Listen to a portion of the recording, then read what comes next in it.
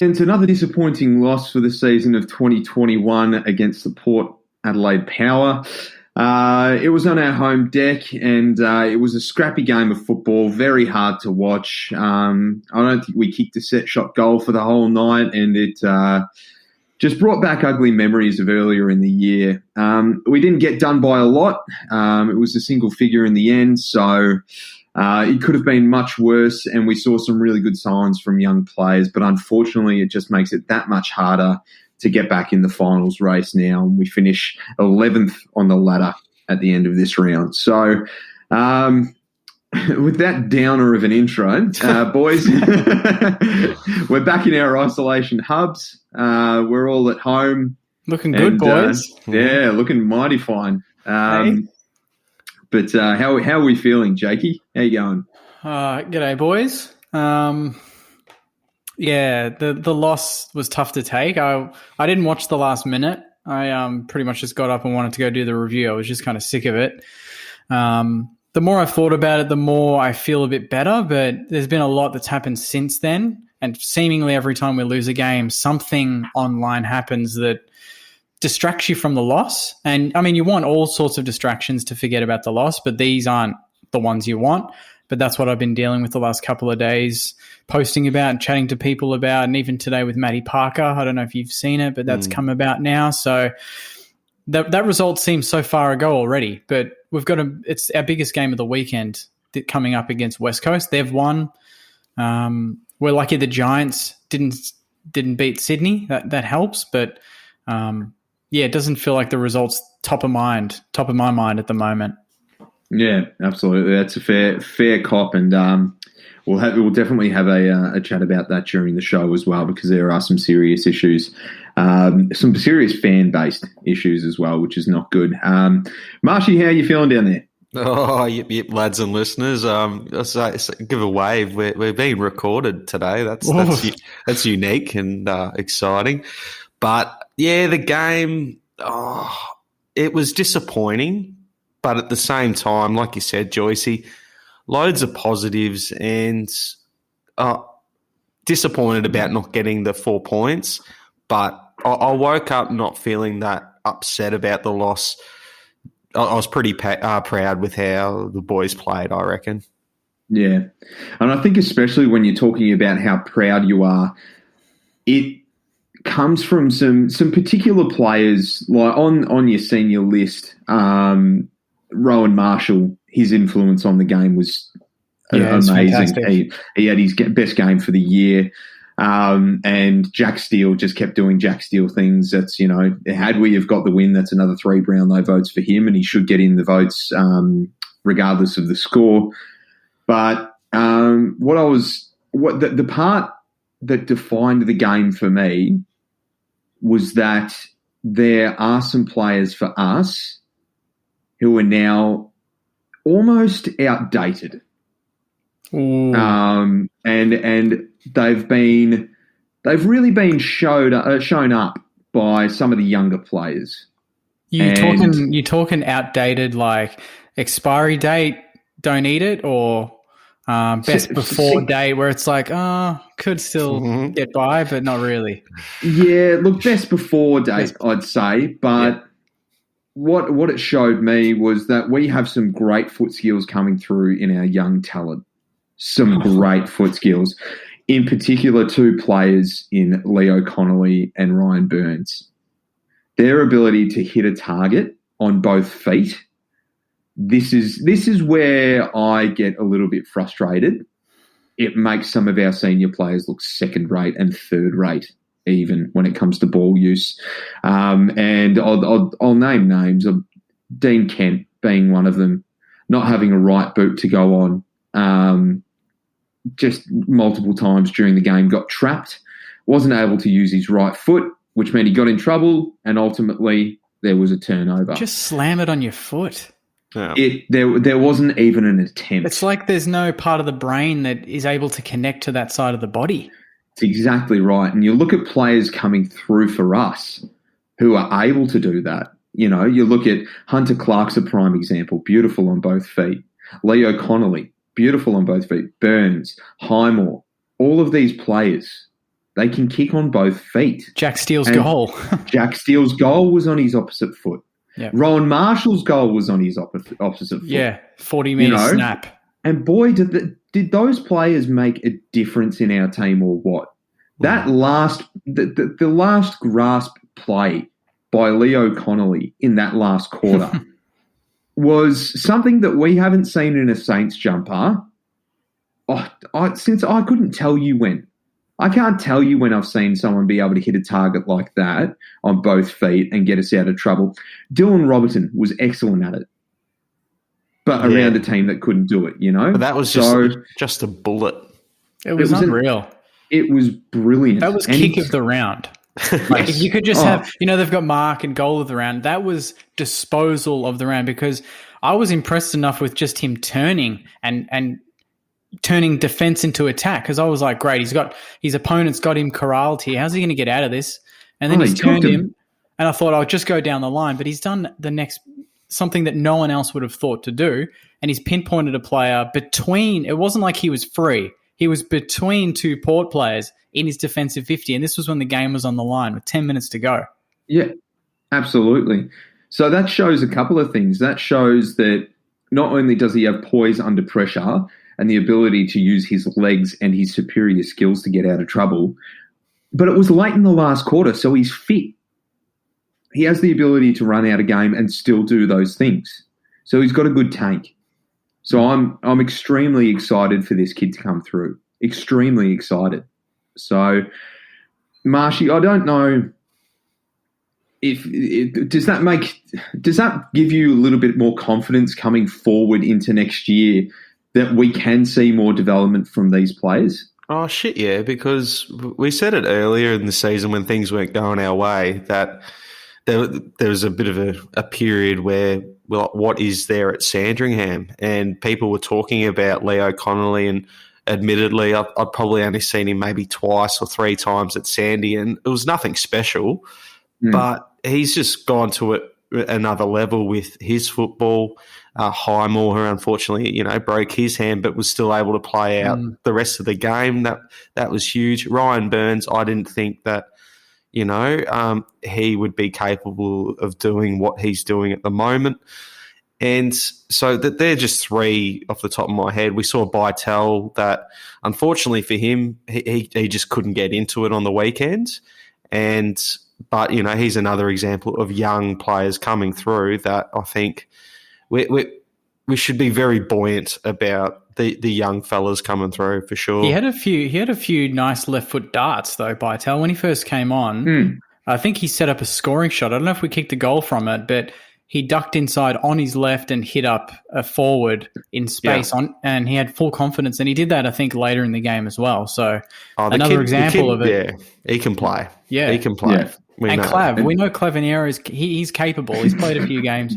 Jake, stop. Wait, did I say his name wrong again? Yeah, you did. Claverino. All right. Clavanero, yeah, he's fully capable. He's probably going to play this week. We'll see, but we're going to see a few different faces this weekend, I'm feeling. Yeah, absolutely. But that just shows what we've gone out and we've started looking for since Rats has come to the club. And I'm glad that it's there because he said it. He said there is an obvious deficit of foot skills at the St Kilda Football Club. As soon as he took over, that's the first thing he said about the footy club, that we don't have any skill. Yeah. And, for a long time we were sort of thinking, has he proven that he's gone out and gotten it? Like, we've got Hill and everything like that, but have we improved on our foot skills? And we're starting to see now, okay, he's not trying to bring in foot skills from other clubs. Like, Hill's an exception, of course, but he's trying to breed it into the club, and that's what I love. We've, on every draft little paragraph written about the draftee, it said good foot skills on both feet. Yeah. So, and that stands out.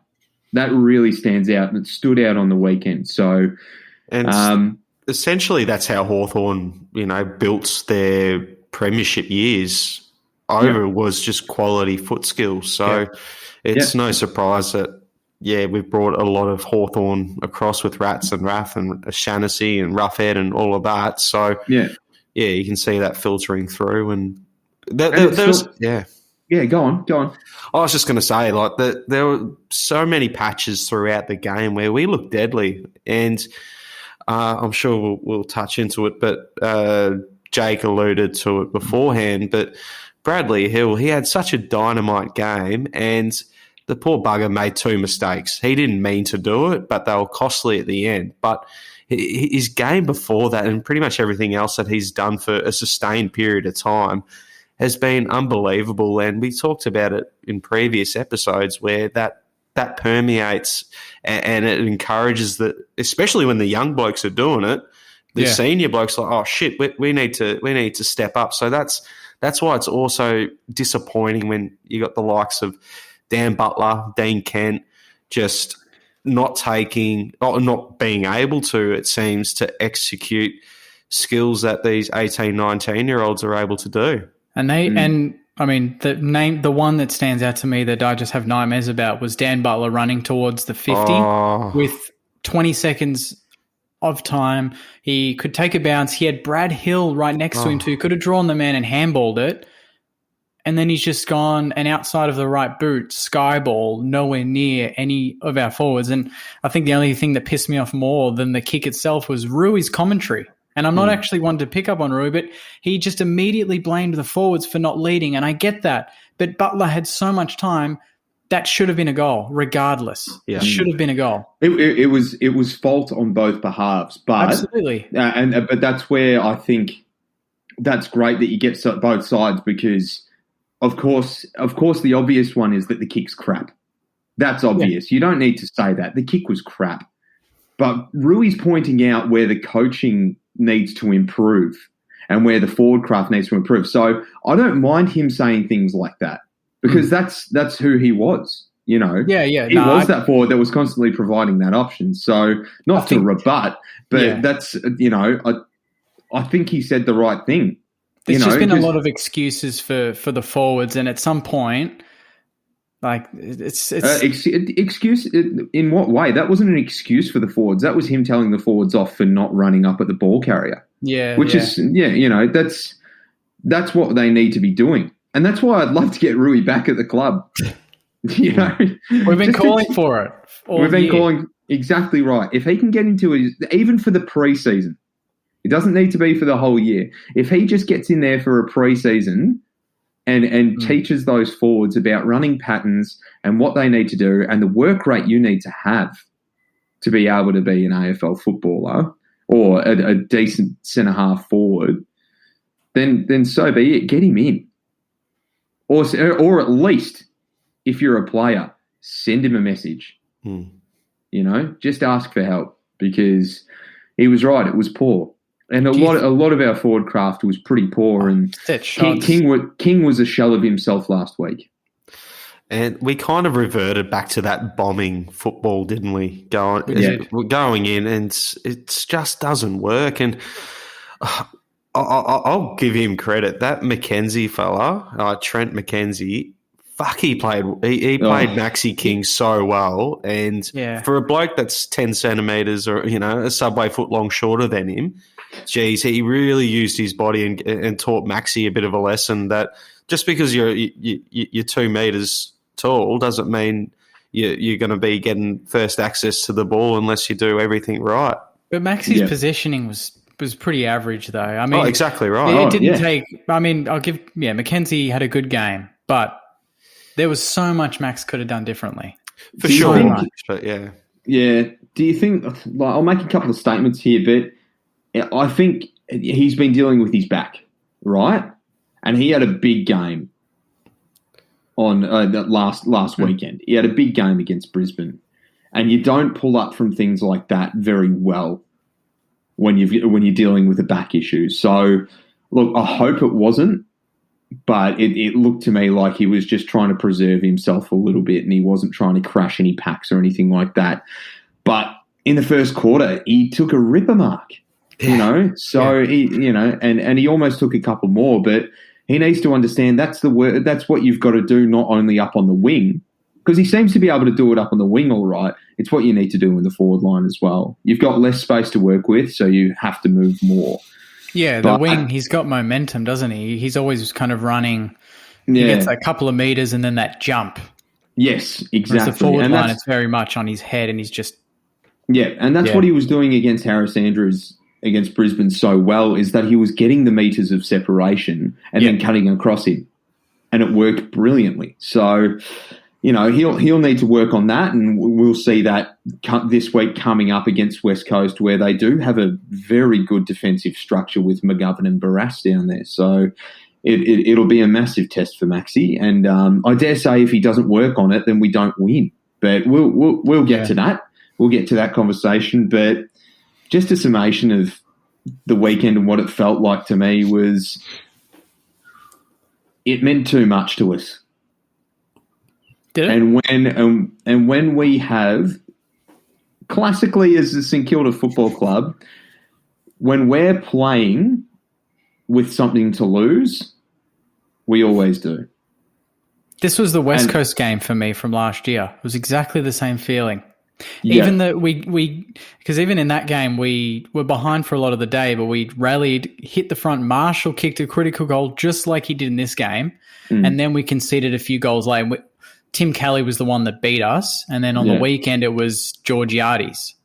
Yeah. We had it was just one player that was the different. And Wines was good, but I mean, on the scoreboard in a low scoring game, he's kicked 4. Jack Steele was as good as Wines. Okay. So that takes him out.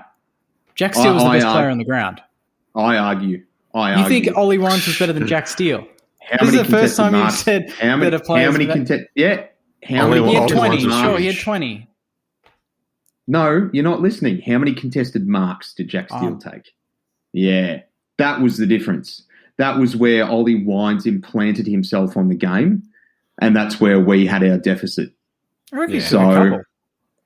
Pardon? I reckon he took a couple. I remember him Jack taking Steele. a few. Yeah. I'm talking about pack marks in front of big players. Like Ollie Wines was throwing himself into packs and taking marks, and he was that huge. was more than we could account for. We couldn't have someone that went with him like that. So I think he's unlocked another weapon there, unfortunately. But yeah, go on, Barshy. I reckon the big turning point for us, and even though the momentum was it was firmly in Port Adelaide's possession at the time, but when D-Mac got injured, and I feel like we took too long to work out how do we best cover his role, because we had Bytel come on, but he can't do what D-Mac does. So I think it just took us too long to shuffle the deck chairs, and it wasn't until late in that third quarter where we started to rediscover our purpose for the day. And, it was really good to see D-Mac okay, but he was playing like he has for the last few weeks up until that point, and it was kind of fitting that if he was to wind up, subbed out of a game being injured, that would be the route that he'd take, because that was a huge tackle. And unfortunately for him, he came off second best, but I thought he was unreal. Even when the momentum was with Port, he was one of the few players that was really trying to carry the team and go, come on, we know, look what we did in that first quarter. Let's get back to that. This is how we do it. And unfortunately, it took us a while to get our skates on.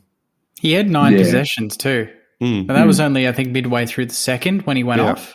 That's so right. he was on track to have a 20 possession day easily. So that would have been one of his best games. Yeah, it was pretty unlucky, that tackle. Yeah, it was so because he slipped. That's what did him in. His boots didn't grip into the ground, and he just went boom, with the full weight of the other player on him. He was very unlucky. Georgiades, he hats off to him. He's a fantastic player, and he's a big boy. So I thought D-Max squared him up nicely, but he just got the old lumber timber treatment when it just came down on him. Absolutely. What'd you boys think of Ben Long's game? I liked it. You liked it?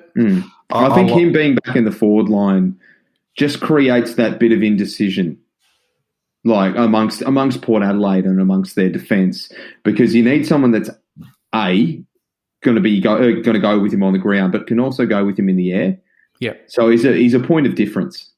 And one part about his game that I liked, we probably haven't seen much of that, or he's not renowned for it, but he was getting really pissed off with some of the delivery into the forward line, like some of the bombs, just incorrect options.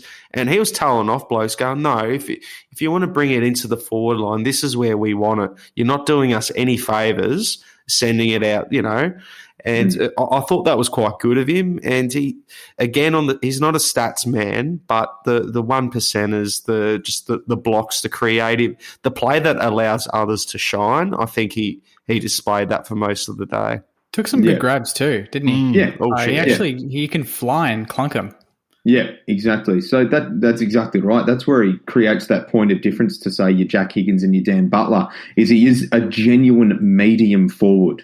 He's not a small forward, he's a medium forward, and he's leading us for tackles inside 50 now, and over the past 6 rounds, he's leading us for tackles inside 50 since he moved forward. So I think he's actually leading the comp for most effective tackles inside 50 as well. Really? Since he's moved forward, that popped up on the tally.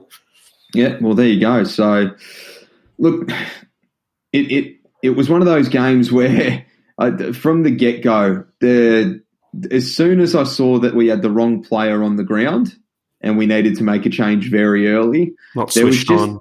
Yeah, we're not switched on here. And not having a crowd there definitely had an impact. It was eerie. It really felt like the game against North Melbourne last year. Yeah, it did. It did, yeah. It was identical. Yeah, absolutely. So, hats off to those players that showed up. But the other one I want to talk about, that you look at the stats sheet and you go, oh, shit, he had a good game. But I just think that Brad Crouch's influence over the past couple of games hasn't been positive. He's had a lot of the ball, don't get me wrong. Like, he had 36 touches or something like that. He can accumulate. But in terms of valuable possession, you only get 5 or 6 of them out of him a game that sort of creates play or ends in a goal. He went at 58%. 58%, which is just not good enough. 9 Whereas clangers. you look at Jack Steele's stats. Yeah, 9 clangers is massive. That's huge. He had five score involvements. Yeah. 4 inside 50s. Jack Steele, on the other hand, 72% effective. 6 score involvements. 1 clanger. Yeah, and that's 37 where it lies. disposals. Yeah.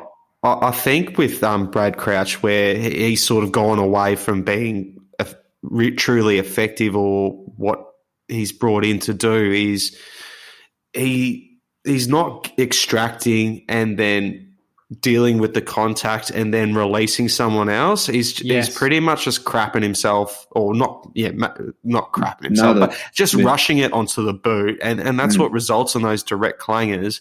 And also, This is my pet peeve, and a few players were guilty of it over the weekend, but my pet peeve is when we've got control of the ball, whether it be by a mark, free kick, whatever, we've got control of it, and then blokes are calling for it, and they're under direct pressure. And Crouch did that a few times. Yeah, that was the hold in the ball, wasn't it? We just got the free kick, and then we've returned it. How many times have we done that? We did that a few times, and it goes back to what Joyce said about us not being switched on. And from your more experienced players like Crouch, you expect a little bit better, I think. Yeah, absolutely. 100%. Alrighty, boys. Well, we'll go to a bit of a break and then get stuck into some Jakey's Junk Mail. Sounds good. Jakey's Junk Mail. Jakey's Junk Mail. Jakey's Junk Mail. Jakey's Junk Mail. From the comforts of our office chairs. In our humble abodes. Jake, will you please? I will please. Oh, look out. Look out, listeners and viewers. This one's from Sarah. What do you think the deciding factor is in us always falling short in close games? Is it a lack of confidence? On a positive note, I can't wait to see more of Leo Connolly. What is it? I reckon Sarah nailed it. I think it is confidence. Port Adelaide, they were guilty of the same things as us in terms of missing goals, but I think if we kick straight with those set shots, then blokes like your Maxi Kings, who else? Like Dean Kent even missing. We've got a lot of confidence. Ron Marshall, Ron Marshall. Like two set shots 40 metres out straight in front. He's never kicked a goal from that position in his career. Yeah. So I think that all boils down to confidence rather than skill. So, I think once we believe, we'll be right. We need to start a winning culture because right now we don't have it, and you're right, we don't have that belief that we can win. And when the game's on the line and it means a lot to us, it means playing finals or not playing finals, it tends to get on our nerves too much. So, spot on. We've got a big test on Saturday now because that's exactly it. It's a final. Yeah. We lose that over. If we're typical, we'll crumble. But if we're a different breed and we've learned, we'll win. Yeah.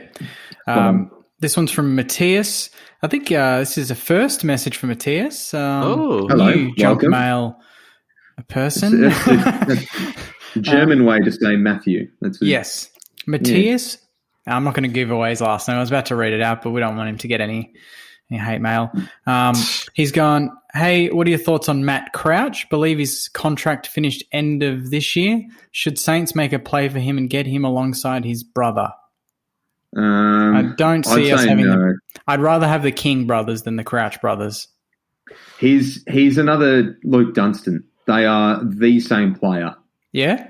In my eyes. I always had this, he just looks like he's a good kick. Do you know what I mean? Like he just looks like he's a good kick. He's stylish, but ineffective. If we were to lose Dunstan, then I wouldn't be that upset I wouldn't be upset at all. I would like for us to go for Matt Crouch if it didn't cost us an arm and a leg. But he's had his injury issues, but who hasn't really? So he could come play for us. That'd be nice. Marshy wants him, we'll get him. All right. Mm-hmm. There's that giggle again, listeners. All right. This one's from Chad. Can Connolly win the Rising Star with 2 kicks? He should be. He should be able to. Yeah. A nomination from a Saint would be good, wouldn't it? Oh, it'd be great. At some point would be good AFL, but anyway. This one's from Mia. On the current team, who do you think plays with the most natural football instinct? Oh, that's a good question. Most natural. I reckon Paddy. Yeah, that's a good Paddy call. Ryder. Yeah. Then natural for it's got to be, but Jack Steele. He plays with brutal football instinct. I even think Sinclair in a way. Yeah, Sinks plays like because he looks perfect. He looks perfect. Yeah. So if you're talking about footy flair, the Ric Flairs of the world, but that's flair. That's not instinct. Like instinct's talking about see ball, get ball, use ball. Oh wait, sorry. Was the question like footy flair? Most natural football instinct. Sorry. Yeah. Okay. So you got to go Marshall like Jack Steele, and Marshall's great. Yeah. Yeah. This one's from Matt. Why do Saints have 100% strike rate of losing games against utterly depleted sides with finals on the line? I guess we did just cover it, but it does hurt when it's always against teams that are undermanned. But when we're undermanned, those teams take the piss out of us. Yeah. Yeah.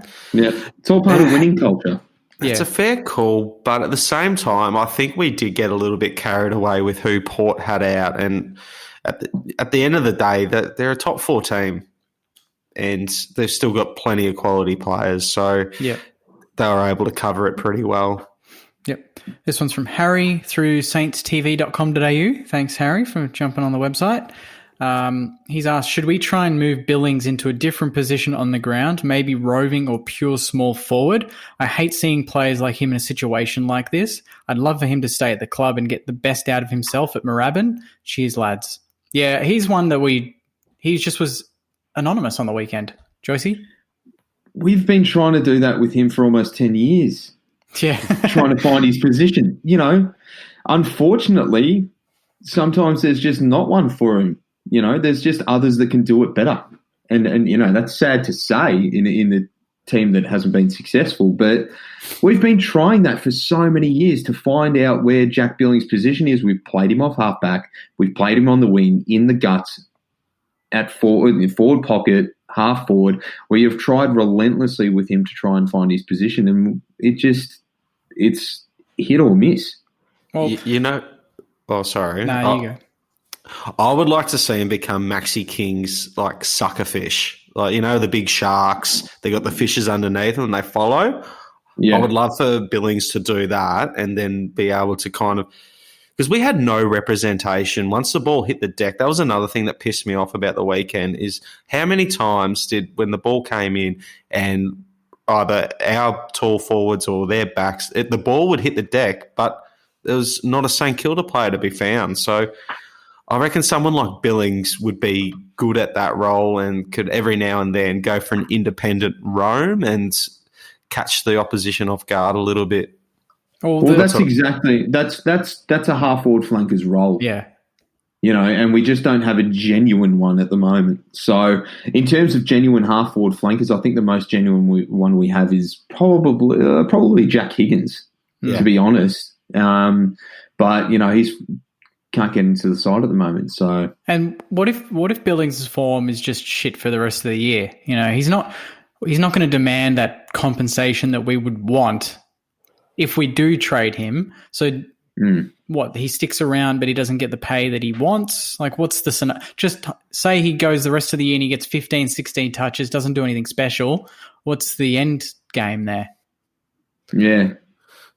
Depends if he's playing under duress and only the club and himself and his manager would know just how far that extends. So, but I guess we'll just see at the end of the year if he wants to leave, then it's what the other club's willing to pay for him because at the end of the day we can match it. He's a restricted free agent, and if he wants to stay at the club, which I hope he does, then the same goes. We only pay him what we think he's worth. This one's from Reese. I want to hear everyone's thoughts on the comments about Brad Hill to his partner. Also, love all the singing you guys do on the show. Mm-hmm. That's mainly Joycey, the singer. It's got the voice. But yeah, never sings. I'm the singer. I never sing. Yes, Marshy is actually the front man. Yeah, of our singing trio. He is by far. Yeah, the emperor. You exercise your vocal cords more than I do when it comes to singing. Yeah, that's it. That's it. The comments. Note, more serious note. I couldn't believe it because I was a bit disconnected from the immediate aftermath online, and then I tuned in for my coffee at 11 on Sunday and saw that. It's just disgusting, and it's so disappointing. It like you said, Jakey, it was a distraction from the football, but it wasn't a distraction. I would rather just sit there and wallow that Saints didn't take their chance to stay ahead of other clubs. Instead, we're talking about people just being racist dogs, and over a bet as well. Yeah. There's just all sorts of not good shit people out there. Get fucked. Yeah, it's a real shame when you see that sort of thing come into our game when it's meant to be, a safe space for a lot of people. And unfortunately, the online situation has changed and people are using that to the worst, for the worst reasons possible. And, I just feel so sorry for Brad and his partner who have come to Melbourne with the expectation that they're coming to a club that's going to love them and involve them in everything, and they give nothing but respect and love for the club. And you can see that on the field. You can see that from Brad, that he loves the boys and that he loves to chat and that he's having good fun. And then for someone to come in here and try and pull him down is just the lowest form of human life. It is just I really do feel sorry for the people that do know this bloke because it must be an absolute burden to be around him. He is just scum of the nation, and cyberbullying can end up in prison sentences. So, unfortunately, you're going to get caught out too. Yeah, it's exactly right. And the one thing that I'd say to Brad is like you put your arm around him. You just say, mate, there's no use. You just can't fix stupid. At least the club came out. That's one thing that was great to see. And from one comment, one negative comment, how many thousands and thousands of positive messages will he be receiving at the moment? Well, it hasn't even stopped there though. That's the thing. Matty Parker, have you seen that? I haven't seen. If you could update me on that. Yeah, I was at work all day today. There was a photo of him. I don't know if Richmond posted or the AFL did, but it was just about him playing for Richmond. And one of the comments was just a photo of an ape, I think, or a monkey or something. And so he's screenshotted that, and he's tagged the guy, called him out. And even that guy, he screenshotted the conversation because that guy messaged Matty and basically just said, hey, that was just silly of me. I didn't mean to do it, this and that. Thanks for calling me out. This needs to be done more. And he tried to spin it. I'm like, no one's going to fall for that shit, mate. That was dumb what you did. Yeah, exactly. These people need to be tracked down and blacklisted. Yes. Like from AFL games, full stop. If you make comments like that on social media and you think that it's appropriate and you think that it's funny, congratulations, you've just given up your right to attend an AFL match or enjoy an AFL match. Yeah. You can't come anymore. That's enough. Well, I wish that was the end of it, mate. But on top of that, Brad Hills commented in the comments with some love hearts. Gresham did it. Chol did it. One of his teammates now. They all jumped on board to get to show their support for Matty, because his caption was, I'll always be a proud Indigenous man. Racism needs to stop. Brad Hill's gone with a couple of love hearts. And then let's see if they're still there. Someone's commented. It's still going. There's a long thread now. I recommend you check it out. But this guy's jumped in and gone to Brad, and it looks like they've removed it, which is good. But it was just racist comment after racist comment after racist comment. On a burner account. On a burner account, although it does link to his normal account. I found him. And then I've they are stupid. He's a Freo docker. He's a Freo docker. So I've sent them his profile and just told them, deal with it. Find him. Yeah. Fine him. Ban him for life. He can't go to any game anywhere. Yeah. Get it done. It's just unacceptable. And that's Matty Parker's home as well. Yeah. So he responded to Chol as well. He said go back to India or something. I won't read all of it because some of it's just dumb shit. But some of these guys are just wanting attention now. And I know we're giving it to them. Exactly but right. How does this thing get fixed when you don't give it attention? You have to give it attention. And that's where you're always going to be. It's going to be a fine line, isn't it? It's going to be but it's not a fine line. But stupid people are always going to be stupid. And it's just disappointing, and it brings you down. And the most that we can do is just remove their weapon, and their weapon is the internet. Yes. So, and the ability to comment. So, there needs to be more activity in terms of clubs seeking these people out and banning them. It's 2 clicks. To create an account, you need to prove your identity. You need to show a driver's license. You need to show something that stays with the platform, so that anytime you get reported for something, they know exactly who you are, and they can forward that on to the police. Maybe the police can get that detail straight away, and they've got everything. That just something needs to happen. But shocking. Yeah, exactly.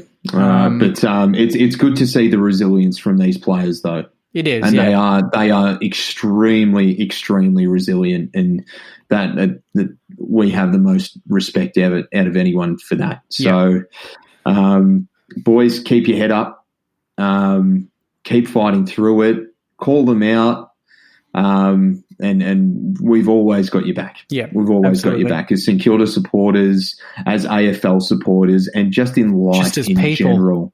Call it out. Yeah. If you see it, Saints fans, if you see it, call it out. Yep. Don't let these people hide.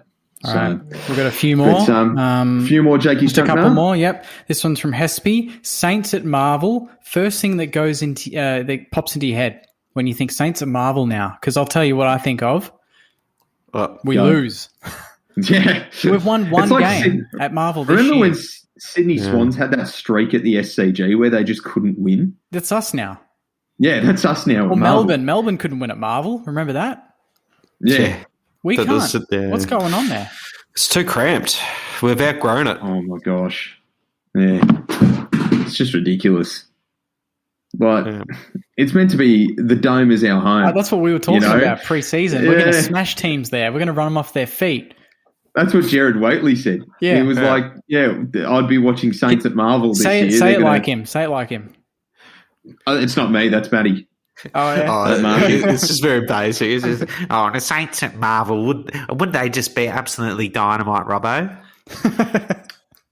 Yeah, but I just want you to think about one thing, okay? I just want you to think about one thing. If the Saints are going to be a competitive team this year, all right, they need to win at every ground, don't they? They need to win at every ground, not just Marvel. They need to win at every ground. Oh, you're getting the slurve perfectly. I watched him last week. He's a shocker, unit, isn't he? and on another side note, just quickly, but since Marvel is our home ground, surely there is a capacity for us to be able to do some goal kicking training, or even just some training there. That would be nice. West Coast do it at Optus, don't they? They all train. West Coast do it. Brisbane. I don't know about sometimes. Richmond, but they get to train there, mayhaps. But I would just like us to. I don't know if we're able to or not, but surely we should be able to put it in a request. Go look. Our goal kicking is horrendous. That's our biggest issue at Marvel, I think. So it would be all right if we can go and do some goal kicking there. Yeah. All right. Last one from Victoria. A positive message from each of the boys. Come on, boys. Marshy, what's your positive message for this week for Victoria? Not the person. for Victoria, the state? No. What? Oh, the Saints supporter. For positive message for Victoria, the Saints supporter? Yeah. Yeah, there we go. It wasn't that bad. I think we can produce a lot better, and I reckon the boys, we love getting away. We like a little bit of hubza, so I reckon some hubba-bubba action will get us back to where we belong on Saturday, and the beauty is that it's still in our control. Like we got, if we win all our remaining games, we got Freo as that double up game. We can still get there. Yep. Joycey? The kids, watch them, enjoy them. They're coming through. That's my positivity. Is watch the kids, even if it's going sour. Just watch what they do. They that's a good call. They're pretty switched on. Yep. My one, we've won 90% of our games away from Marvel this year, and we're playing away from Marvel in the next 2 weeks. So let's enjoy that. The stats are on our side. Do you think we'll be underdogs in the odds? We'll be underdogs, won't we? We're always underdogs. Probably.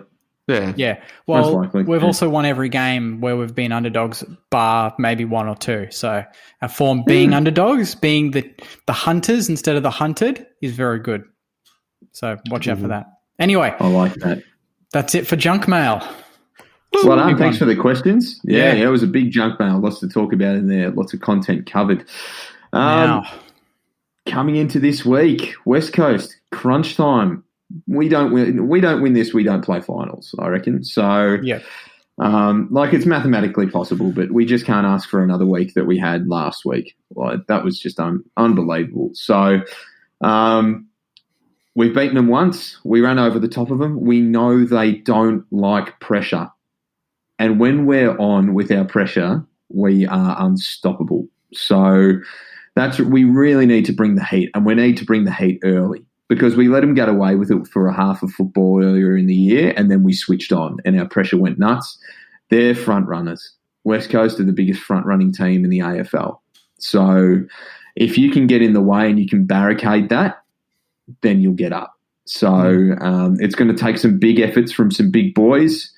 Marshall Ryder needs to fire again. Marshall needs to carry on with his good form. King, it's a massive game for King. He was the difference last time we played them. And then it'd be nice to see Brad Crouch just value his disposal a little bit more. Just to not be so... He was really fumbly on the weekend against Port. I haven't seen a bloke in the midfield that fumbly for a long time. So if he could get his hands clean, that was the difference, I reckon. Port had very clean hands. West Coast will as well. Let's try and knock them off it, get our hands ready and get them sticky. It's all about the talls. They've got Matt, Nick Nat in the ruck. They've got, I think Kennedy, he missed the game against Adelaide, didn't he? Yeah, with the car. So he might be back. Then they've got Allen, Darling. And the worst thing is their small started to get going in the Adelaide game. Cripps, Ryan, I think they had Petrocelli playing as well. Petrocelli kicked 4 against us last time. Yep, and I think those 3 or plus another small kicked 10 goals yesterday. So they were the main difference against Adelaide. What do we do? Is it Claverino? Is he coming in or? Well, what's going on with Caulfield? He's done, isn't he? With his he's flown up. He's available. Cooper Sharman he's available. Flown up. Yeah. So that's interesting. So Frawley, I think he's up there, maybe. Yeah. Frawley's he got on the plane as well. Yeah. Well, my immediate thought would be to bring Caulfield in and say, "Prove your worth." Well, he comes in for Highmore. Yeah, straight in. Yeah, and that's what I'm saying. Yeah. That's what I'm saying. He's, you don't think about Claverino until you've replaced Highmore. And Joyce was going to be a good pick, but he went to the rugby. I think it was last week. So because of that whole thing, he can't play. So unfortunate there, because I dare say he would have been straight in. Higgins is missing again. Mackenzie obviously out. What do we do there? Loney? Do you reckon we need another small? Or Kent comes out? What do you think there? I reckon Kent's probably he's or is Butler he'd be nervous. Butler should be nervous. Yep. I guess it depends on what the club's view is of Loney going forward, what their plans are for him. But you would think that it's shit not having the VFL again, so that can't be underestimated to how that's affected our season as well. We've probably missed out on about 4 or 5 rounds of VFL. But you just go in previous form, you'd say Loney deserves a shot, and Kent, again, back to when he missed that shot and he called for it, and I can't recall who gave it to him. Was it? I can't remember who passed it to him, but you got to nail that. 30 metres out, slide angle. Yeah, it's on not your favourite. I'd be bringing in Loney in for Kent. Yeah. I don't know. We did get showed up. Our defence has been rock solid, but we got we got exposed on the weekend by a tall, functioning forward line. And Dixon didn't even have that great an influence. Nah, he just kicked a cheap goal at the end, didn't he? That was it. Yeah.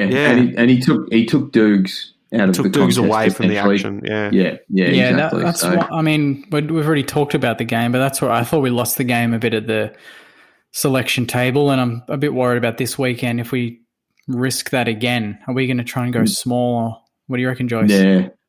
Well, I was just going to bring something up again about Dukes again. We saw at halftime or three-quarter time, Ken Hinckley go straight up to Charlie Dixon and give him a stern word. And now I don't know what that stern word would have been, but regardless, it had an impact. So, and they were having a heated conversation about a particular topic, but that's something that we're missing. And that's the difference between the expectation of these two teams. So what I'd love to see is Rats doing more of that, more stern words and more private conversations with players. Just like Charlie Dixon was struggling on the weekend, but after that conversation, he had his head up and he knew what his role was in that game from that point on. So I'd love to see that, and I'd love to see if King comes out and he's looking a little bit, lackadaisical. I'd love to see Rats pull him aside and go, okay, this is your role now. You want to Don't see worry some about rat and rockets, do you? Rat and some rockets. rat and rockets, just Oh, staring man. down the barrel of these players and saying, "I'm the coach. I Raging know what's rats. best. You do what I say." It's not even raging. It's just being stern and just being clear and concise and not trying to butter anyone up. We're doing too much buttering up at the moment, so Yeah, we don't that's want. what I'd like to see. Yeah. I really liked that from Ken Hinkley, and I think we need more of it from Rats, and especially this week, it's time to show it. So, but yeah, in terms of our smalls, traditionally this year we haven't done well with a lot of smalls in the side. No. So it's an Play interesting Billings there dynamic, then. isn't it? That's it, isn't it? Just play Billings deep.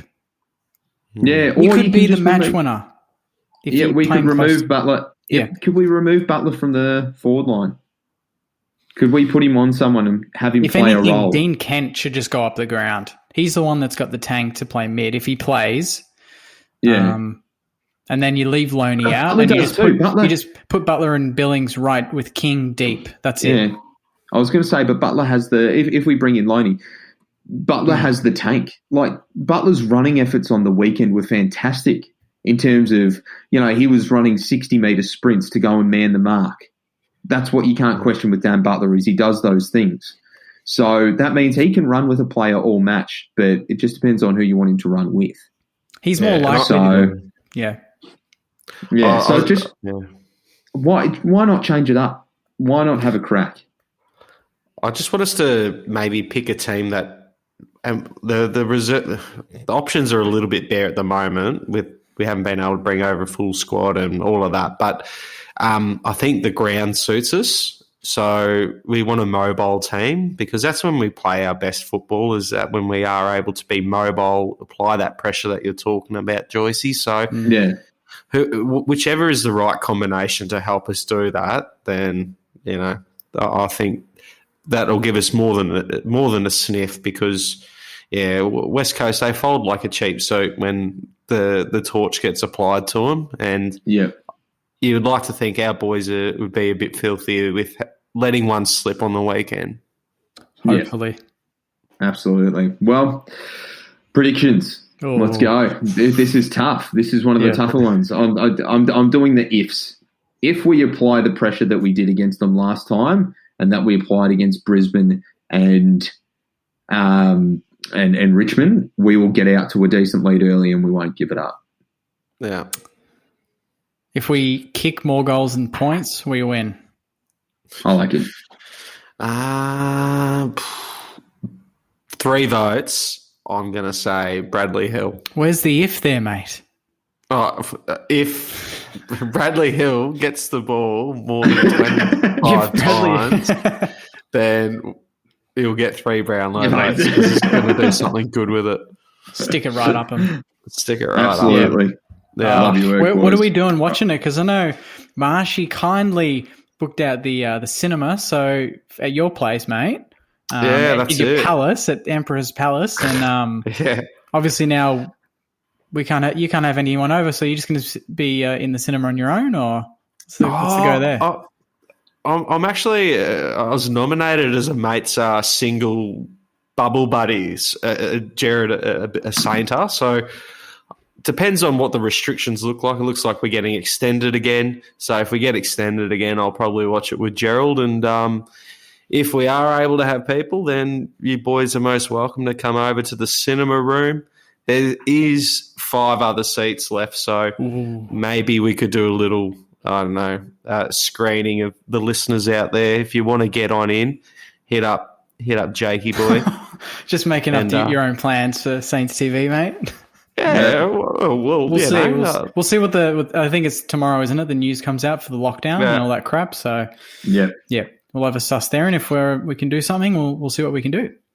Absolutely. Yeah, if I can get down to the cinema, I'll do it. But if not, it'll be at home after work because it's a 4:35 game on Saturday. Yeah, so they brought it back. I'll just be sitting on the couch having a bit of a snackaroonie. Yep. Yeah, and that'll be me.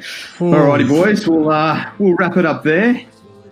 Another interesting week in Saints footy. It's all on the line this week. So, pretty tense going into this one. Yeah. Cheers, boys. Go Saints. I really love my Saints footy.